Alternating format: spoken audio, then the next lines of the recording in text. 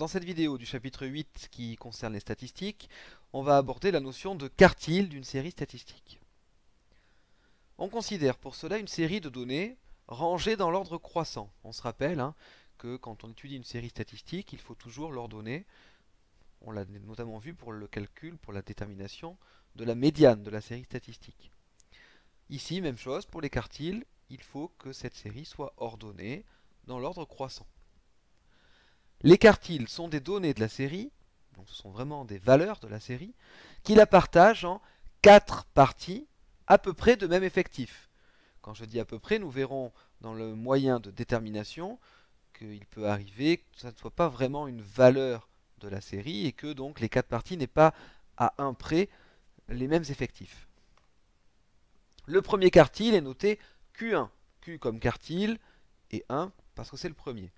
Pour le deuxième quartile, donc c'est celui qui partage la série en deux, il porte un autre nom, on appelle ça la médiane, donc on ne le nomme pas, on l'appelle la médiane. Le troisième quartile va s'appeler Q3, le troisième quartile. Et le quatrième quartile, c'est l'ensemble des valeurs de la série, donc là encore on ne le note pas. Deux remarques. Q1, le premier quartile, c'est la plus petite donnée de la série, pour laquelle au moins 25% des données sont inférieures ou égales à Q1. Alors pourquoi 25%? Quartile, ça doit vous faire penser à quart. Donc premier quartile, premier quart des valeurs de la série, donc ça fait bien 25%. Pour Q3, c'est la plus petite valeur de la série, ou la plus petite donnée de la série, pour laquelle au moins 75% des données sont inférieures ou égales à Q3, au troisième quartile. 75% puisque c'est bien 3 quarts, le troisième quartile.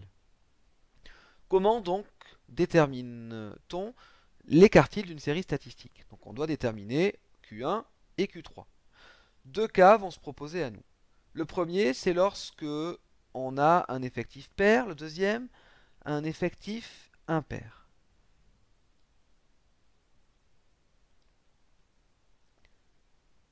Comment déterminer les quartiles d'une série statistique, c'est-à-dire Q1 et Q3, premier quartile et troisième quartile?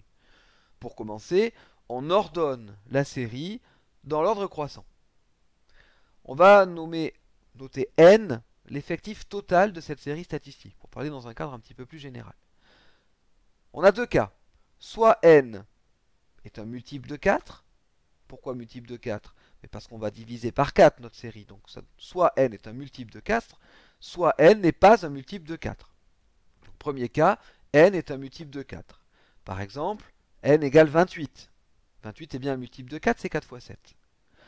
Pour trouver la position du premier quartile, on va diviser 28 par 4. On va plutôt faire 1 quart fois 28 et on obtient 7. Autrement dit, le premier quartile, ça va être la septième donnée de la série, la septième valeur. Pour le troisième quartile, eh bien, nous allons faire 3 quarts multiplié par l'effectif total, ici 28.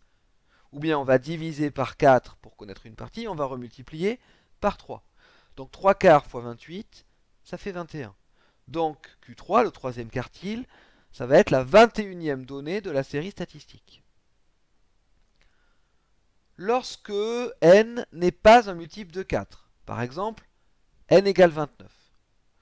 On procède de la même manière, on fait 1 quart fois n, c'est-à-dire 1 quart fois 29, où on divise 29 par 4, on obtient 7,25. 7,25, ça ne peut pas être une position, une valeur de la série, de notre série statistique. On va donc prendre comme position le plus petit entier supérieur à 1 quart fois n. 1 quart fois n, c'est 7,25 dans notre exemple. Le plus petit entier supérieur à ce nombre, c'est 8. Autrement dit, le premier quartile, ça va être la 8e valeur de la série. Pour le troisième quartile, on fait pareil, on fait 3 quarts fois notre effectif total, ici c'est 29, on obtient 21,75. 21,75, ce n'est pas une valeur de la série, une position, pardon, de la série, ni une valeur d'ailleurs. Mais la position, ça va donc être la 22e, le plus petit entier supérieur à 21,75. C'est donc la 22e valeur de la série. Alors maintenant, on sait déterminer les positions des quartiles.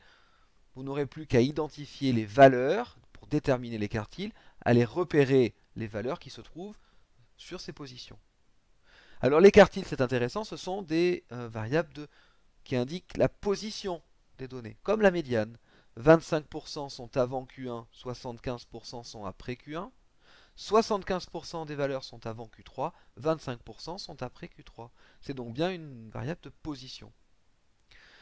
On peut définir aussi un écart interquartile. Eh bien, l'écart interquartile, c'est simplement la différence entre le troisième quartile et le premier quartile. Et cette fois-ci, ça va nous donner une idée de la dispersion des valeurs, qui sera beaucoup plus précise d'ailleurs que l'étendue, qui nous apporte que peu d'informations finalement.